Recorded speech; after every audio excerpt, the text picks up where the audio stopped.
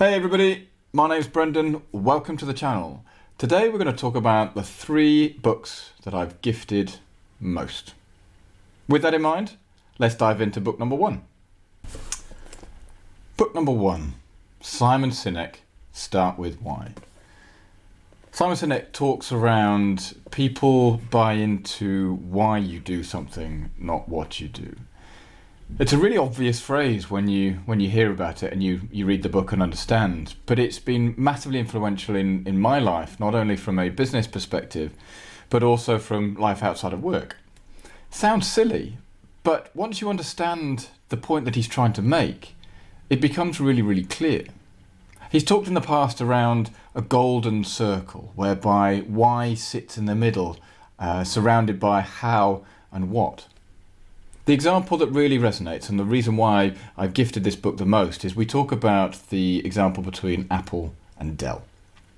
I'm not going to give away the book in its entirety because I do encourage you to read it, and I'll put the links and the notes into the descriptions.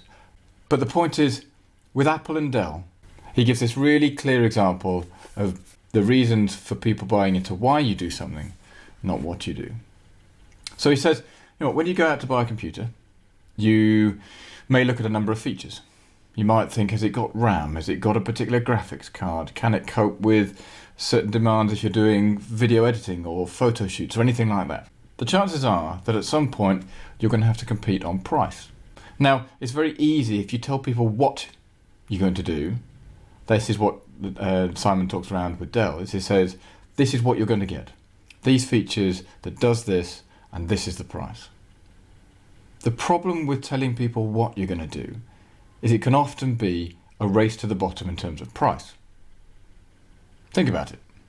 If you were to go and buy a computer, a laptop, it could be Dell, it could be HP, it could be Compaq, it could be whoever. The chances are you'll compare the stats, you compare the features around what you're trying to do, and then say, okay, how much does it cost? Have you then gone with the lowest cost? Makes you think, right? Whereas the way that he explains it is say Apple will tell you why you need something. It's a lifestyle, it's a brand. Whether or not you buy into it, that's entirely a different story. But the point is, he says, people buy into it. Why? Because they think they need it, because they want it, they like the lifestyle, they like the brand, they like what it envisages. Their marketing campaigns are very, very evident of that, because their iPod had the simple slogan of 1 million songs in your pocket. Didn't even tell you what it was going to do. Just said, would you like 1 million songs in your pocket?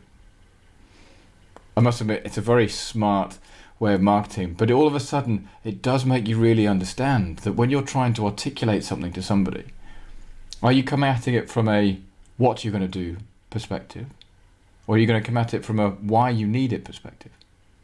Now, an example in my world is I work in the world of data, and a lot of it is around articulating the whys and wherefores to senior people.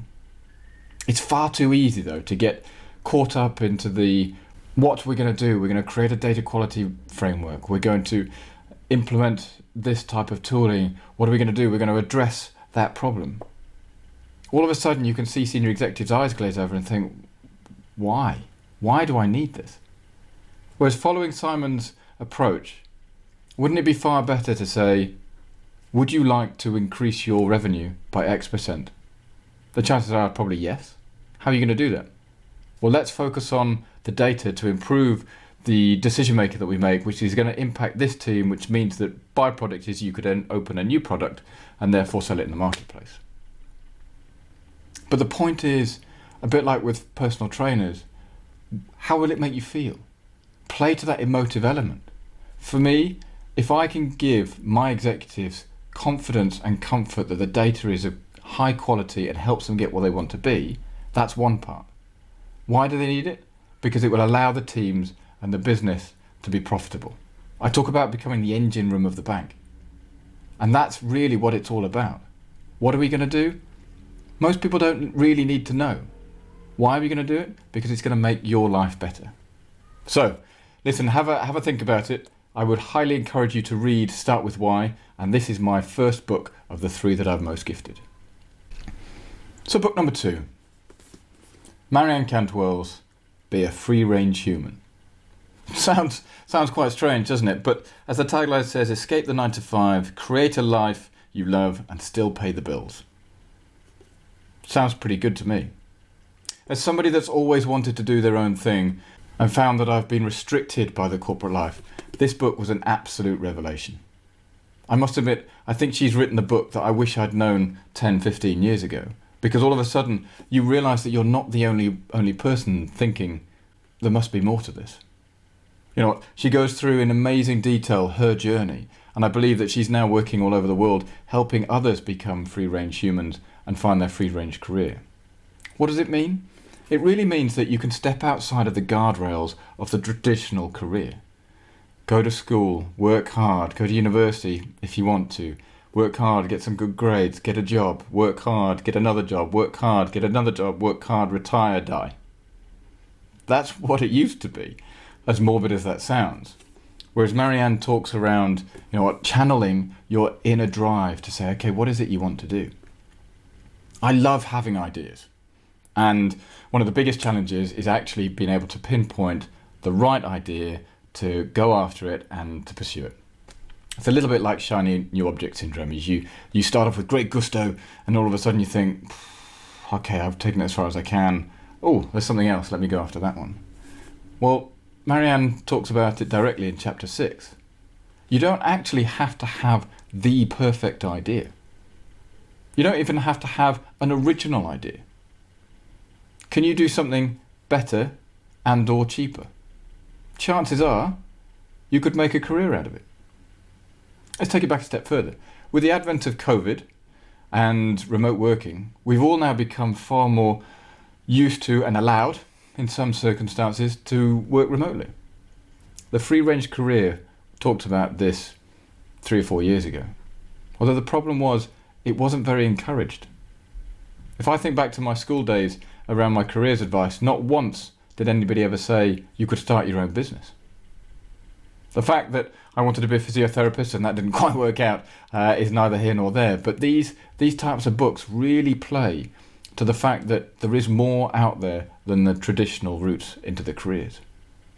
In actual fact, I've got a good number of friends who have decided to take career changes at this stage, late 30s, early 40s, and all of a sudden, knowing that there are other people out there that have taken the journey and succeeded is massively important. One of the things I do like is she goes through and makes really clear points that you don't actually have to have everything under control. How to make a living without an office. Very prevalent, as I've just said. How to brand like a rock star. Yes, some of it is a bit cheesy, but you know what? It plays to what you need if you're going to step out on your own. I think the reason why I've given this so often is to say there are alternatives. There are so many times when I was reading this thinking, that massively resonates. God, if only I'd known that 2 or 3 years ago. Or don't pick the perfect idea, pick the idea that you can take and run with and see how you get on. It doesn't need to be perfect. Try a minimum viable product, get it out there, get some feedback, see if it works. The wonderful thing that I like about this is it encourages you to have a bit of a portfolio career. Now that massively appeals to me.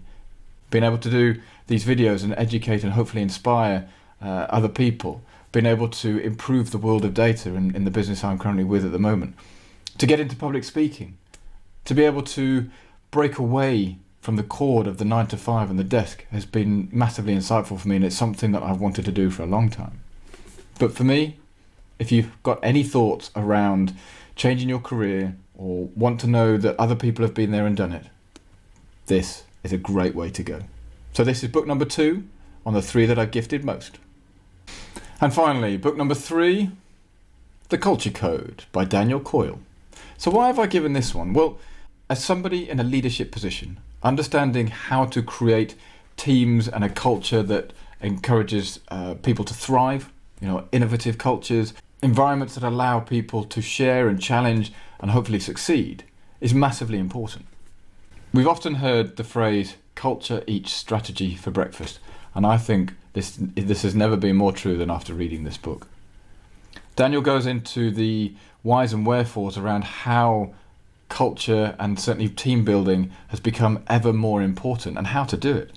The title is The Secrets of Highly Successful Groups. You've only got to read the back to realise that he's gone to Pixar and Google and the US Navy SEALs. A very eclectic mix. But understanding how those highly successful teams have worked has been hugely important. As with everything, and a bit like the James Kerr book Legacy about the New Zealand All Blacks, you've got to be able to apply certain elements of it to your world. Tim Ferriss's 4-Hour Workweek is a great read, and I would highly encourage you to do so, but it's so theoretical sometimes that you can't always take or apply everything that he did to your world. So it's about being able to understand and use those elements to help improve your life. I'm going to read you a very quick excerpt, and this is one that massively jumped out at me. Here we go. One misconception about highly successful cultures is that they are happy, enlightened places. This is mostly not the case. They are energized and engaged, but at their core, their members are less orientated around achieving happiness than around solving hard problems together. Surprising. This task involves many moments of high candor feedback, uncomfortable truth-telling, which is always hard, when they confront the gap between where the group is and where they ought to be. What he has done time and time again is use real-world examples to show that to get to where teams are performing in a very successful and highly orientated way, you've got some teething problems to overcome. There are other sections around creating coordination in small groups. How do you create small momentum that then the ripple effect will take on to larger and greater things? I didn't read his first book called The Talent Code, but I would highly encourage people to read The Culture Code. There are so many times where you read or even open the page and you just think, my word, that makes sense. Embrace the discomfort. I was reading something the other day where it says we've got to become more and more comfortable with being uncomfortable. My word. Even with lockdown, I mean, how have we got used to not being able to leave the house or only exercising for an hour or not giving somebody a hug or shaking their hand? That is really difficult, and we've got to get used to being uncomfortable. We can't ignore it. I mean, fundamentally, it's not going to go away. And I think even more so now that the world is going to be operating in a remote manner, certainly for my business and many businesses going forward, is being able to operate and create highly performing teams, even more so now remotely, is going to become massively important. Unless you are a massively talented and very fortunate leader, some of this might take some time to learn.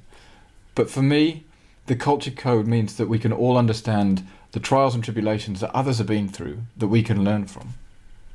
So for me, this is book number 3, and I would highly encourage you to read it. As I said, I'm going to put the descriptions and links in the summary below, so please have a look. And if you like this, please give me a thumbs up. I'm trying to create content that you're really interested in and hopefully helps you on your careers. But also click the subscribe button down here, which will allow you to keep track of all the videos that I bring out. So those are my 3 most gifted books. With that, have a great day, and I'll see you in the next video.